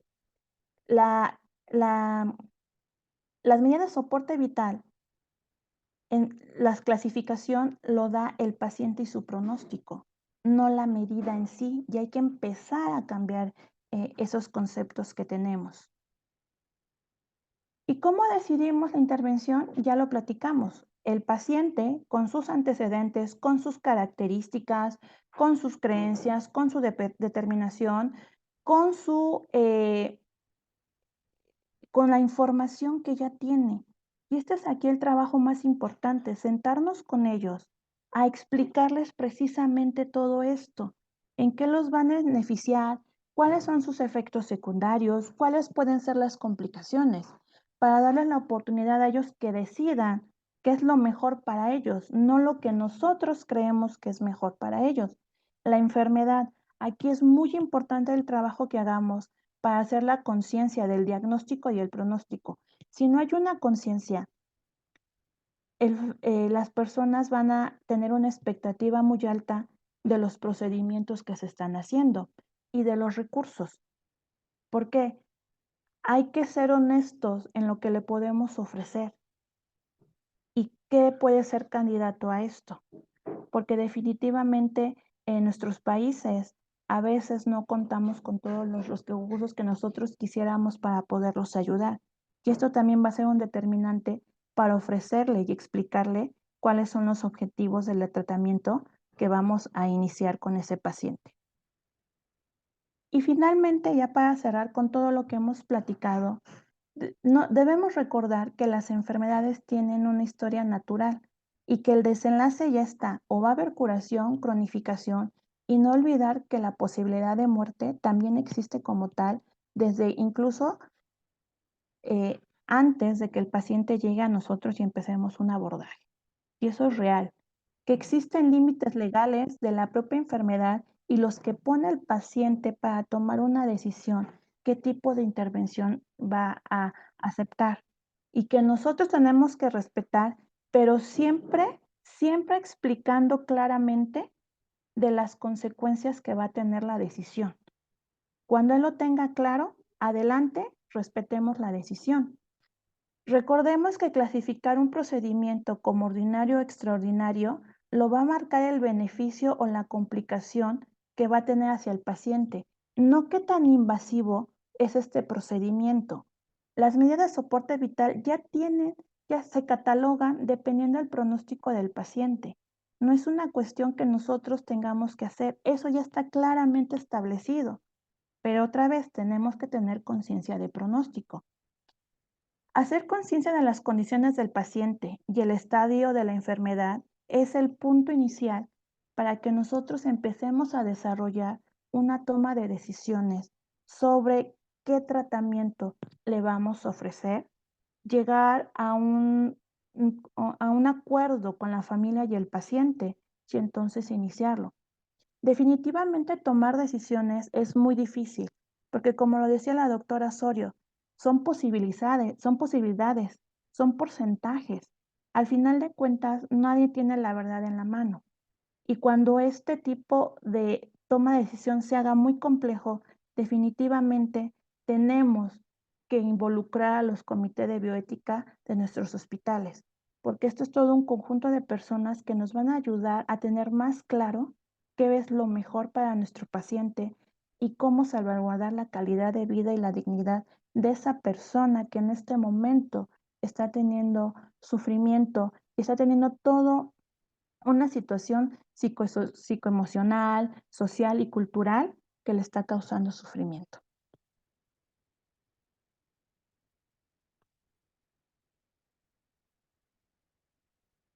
Y eso sería todo de mi parte.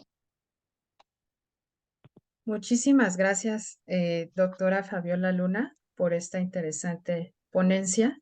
Y pues bueno, nos gustaría saber cuáles son sus comentarios al respecto de estas 4 ponencias. Tenemos por aquí algunos y me gustaría ir comentándolos. Bueno, nos acompañan desde Bolivia, desde la Ciudad de México, desde Panamá, desde Argentina. Tenemos por aquí un comentario eh, donde nos mencionan cómo equiparar el concepto de persona del niño como derecho en su atención de salud y la toma de decisiones de acuerdo con estas etapas y la edad. Doctora Rita Rufo. Bueno, sí, es un tema que da para varias charlas más. Realmente hay que capacitarse en el diálogo con el niño a través de la madurez que aporte cada niño, ¿verdad? O sea que no es, digamos, a los 3, 4 años, siempre su referente, la figura de cuidador, es la que precisa el niño, ¿verdad? Y uno tiene que, a través de ellos, acercarle información. Pero a medida que el niño crece y puede participar, los niños suelen cuidar a la familia, así como el complot de silencio en el adulto. La familia muchas veces protegen al niño no dándole información, mucho menos que ayude a tomar decisiones. Y en realidad los niños durante la enfermedad van haciendo un proceso muy interesante de madurez en ciertos aspectos que lo hacen cada vez más capaz de ayudar a tomar decisiones. Pero hay que tenerlo, digamos, hay que darle a ese niño voz y voto en la medida que puede hacerlo, que puede ejercer, ¿verdad? Pero muchas veces vemos que son niños capaces de tomar por lo menos muchas más decisiones que los padres creen, pero ese complot de silencio tenemos que saber trabajarlo, negociarlo, para no dejarlo al niño solo con sus sufrimientos, sus necesidades espirituales, sobre todo al final de la vida, ¿verdad? Porque muchas veces hay que romper esas barreras que los adultos, sobre todo, minimizan el duelo en el niño, como que no, el niño está bien, está jugando, no demuestra sufrimiento. Eso no es así. Muchas veces los niños cuidan a su propia familia. No sé si con esto contesto la pregunta, pero sobre todo yo haría referencia a que tenemos que individualizar, personalizar, conocer bien al niño que tenemos como paciente para poder ayudarlo a participar de todo este proceso. Muchísimas gracias, doctora Rita. Tenemos por aquí, bueno, muchos saludos desde La Paz, Baja California, desde Cuba, desde Oaxaca, Monterrey. Nos dicen que hermosas disertaciones, que muchas gracias. Nos saludan desde Perú. Muchas felicitaciones a la doctora Rita, a la doctora Rufo, a la doctora Orellana, a la doctora Luna. Nos comentan por acá que en estos casos es muy importante la atención tanatológica a los pacientes y sobre todo a los familiares. Mencionan por acá cambiar el paradigma de la atención médica como un paternalismo para una atención humana y dignificante para el paciente y la familia y ver de manera integral estas situaciones. Muchas felicitaciones. Y nos preguntan por acá, ¿cómo propiciar o garantizar el acto notarial para enfermos o familias de escasos recursos o habitantes de lugares remotos y precarios? No sé si nos quisiera contestar la doctora Ocio o la doctora Orellana. De hecho, va a depender mucho de cada país y de cómo está su legislación. En el caso de México, por ejemplo, lo tenemos garantizado en la Ley General de Salud como una directriz anticipada. Y la directriz anticipada es válida a nivel nacional.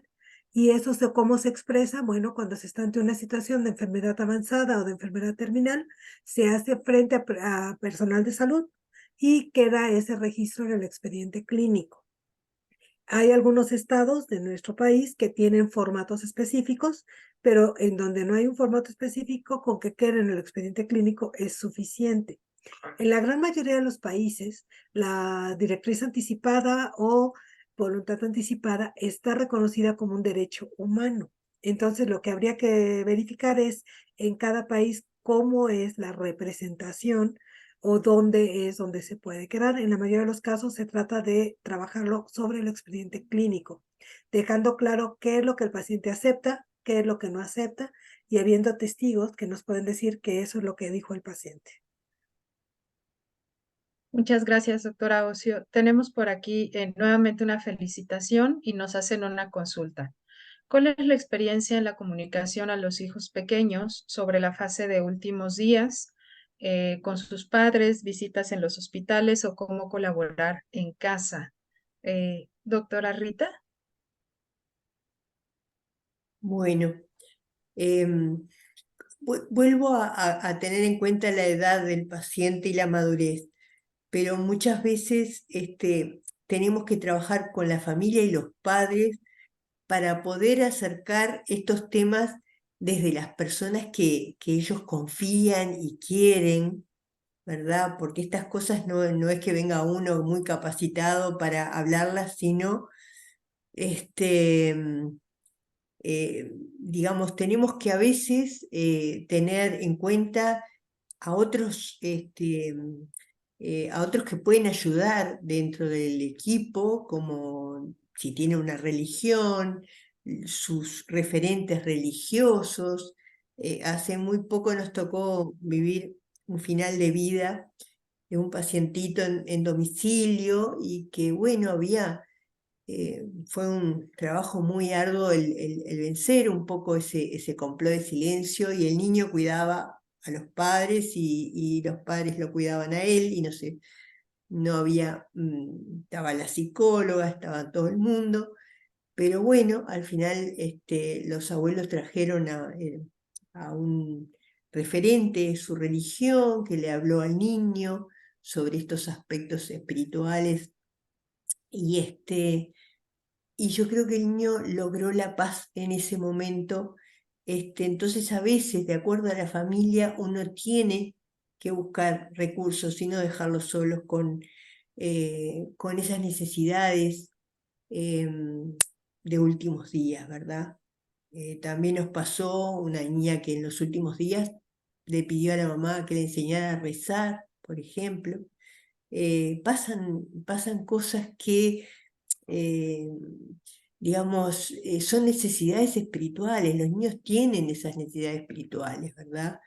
Y creamos o no creamos, todos tenemos como una iglesia interior, ¿no? O sea, todos tenemos nuestras normas, en quién confiar en los momentos de desesperación, y el hecho de dejar ir en paz a un paciente, a un hijo, digo, es muy importante, porque aunque parezca mentira, los niños también esperan que se los deje ir.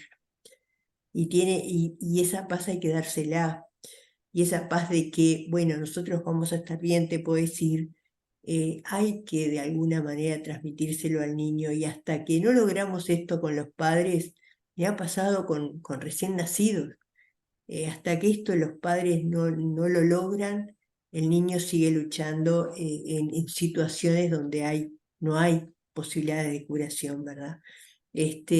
Por eso no puedo dar recetas, sino sí que es un tema a abordar, que de lo posible la familia en quienes ellos confían son los que tienen que abordar y aportar y transmitir lo que hay que transmitir.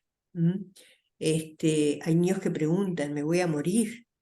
Le preguntan al psicólogo, le preguntan al médico. En un segundito que quedaron solos con el médico, que preguntan, ¿me voy a morir? A veces hay pacientes en los que chiquitos, pero que entienden muy bien lo que es la sedación, ¿no?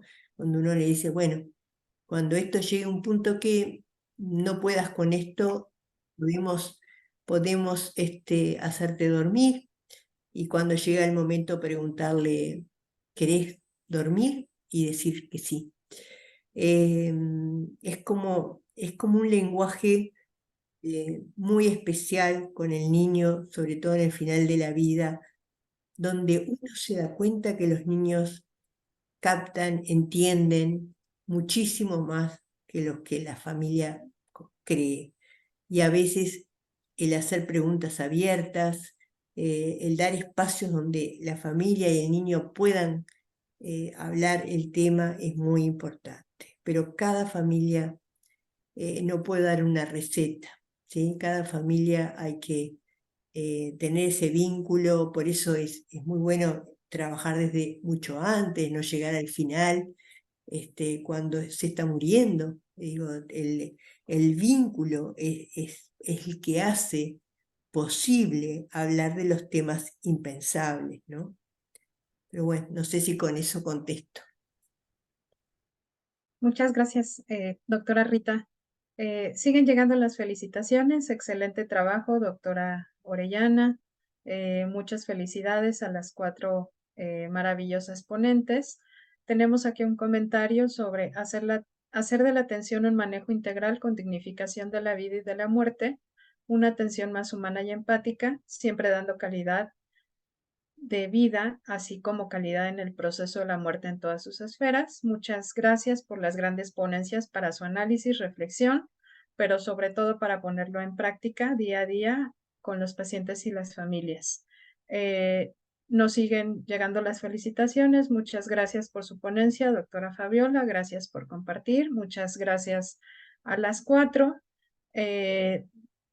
Excelentes ponencias, temas muy interesantes. Gracias por compartir sus experiencias. Y tenemos por aquí una última pregunta. La determinación de la capacidad y aptitud del paciente y o sus tutores para la toma de decisiones, ¿quién la debe de hacer? Entiendo que el médico tratante o el paliativista lo hace, pero a veces se requiere apoyo en psicología o psiquiatría. ¿Con qué herramientas nos podemos ayudar? Porque a veces no hay algún acuerdo. No sé qué opinen nuestras ponentes, si alguna de ustedes quisiera comentarnos.